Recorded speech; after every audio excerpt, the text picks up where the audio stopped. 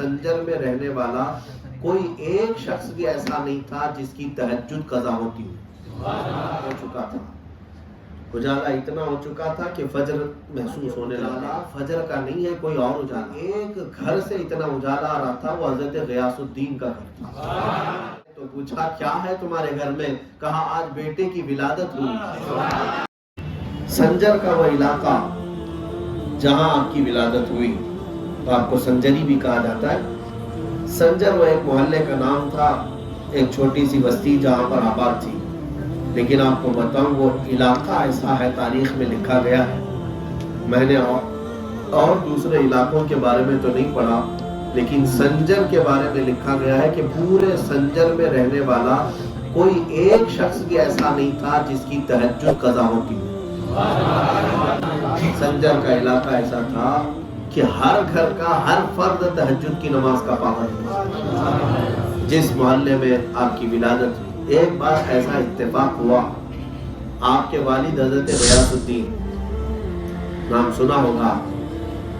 اتفاق ایسا ہوا کہ تہجد کو اٹھنے والے لوگ جو ہے وہ فجر سے پہلے اٹھتے اور اپنی تہجد کی نماز ادا کرتے، اس کے بعد تھوڑی تسبیح اور ذکر و اذکار کے بعد فجر کی اذان ہوتی، نماز پڑھتے. یہ وہاں کا معمول تھا. تو رات کو معمول کے مطابق جب سنجر کے لوگ تہجد کے لیے اٹھے تو زیادہ اجالا ہو چکا تھا.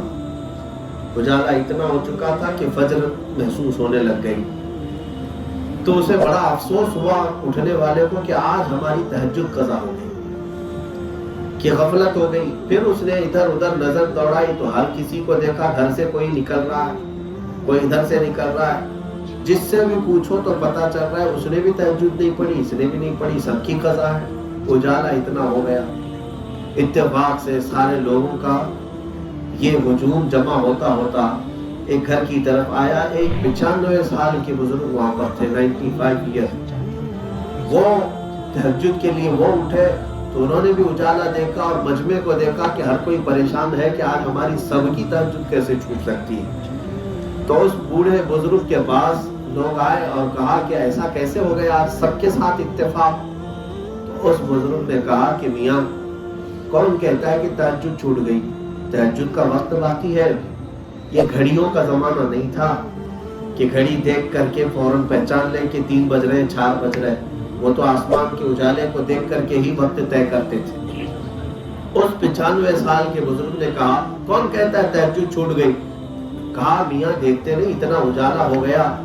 اس بزرگ نے کہا یہ اجالا فجر کا نہیں ہے، کوئی اور اجالا. یہ فجر کا اجالا نہیں ہے جو فجر ہوتی ہے. تو کہا اور کون سا اجالا ہے؟ تو وہ کہنے لگے چلو میرے ساتھ. سارا مجمع ان کے پیچھے پیچھے چلنے لگا.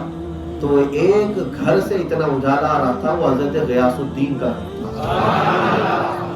رات کے وقت حضرت غیاث الدین، ان کے گھر سے ان کی چھت سے اتنا اجالا آ رہا تھا کہ لگتا تھا کہ صبح ہو چکی اور اکثر کی تہجد قضا ہو گئی.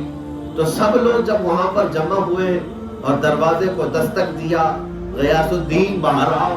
جب وہ باہر آئے تو پوچھا کیا ہے تمہارے گھر میں؟ کہا آج بیٹے کی ولادت ہوئی، جس کا نام حسن رکھا گیا ہے، وہی غریب نواز کی ولادت تھی.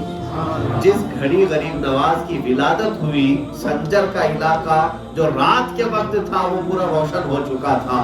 پھر مجھے بتاؤ میرے عزیزوں، غریب نواز جب ہند میں قدم رکھے تو پھر یہاں کفر و شرک کا اندھیرا کیسے رہ سکے؟ ظاہر سی بات ہے انہوں نے جہاں قدم رکھا وہاں روشنی ہی روشنی آئی.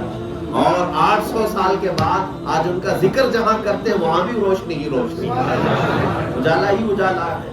تو یہ تو ولادت کا ان کا واقعہ تھا. جس شان سے مولا کریم نے ان کی ولادت عطا کی ہے، ان کے گھر میں ان کی ماں بھی پرہیزگار، ان کے والد بھی پرہیزگار، اور دونوں صحیح النسب سادات میں سے ہیں. حضرت غریب نواز حسینی سادات میں سے تھے. حضرت غریب نواز رضی اللہ تعالیٰ عنہ کی والدہ بھی اور والد بھی دونوں سادات میں سے تھے.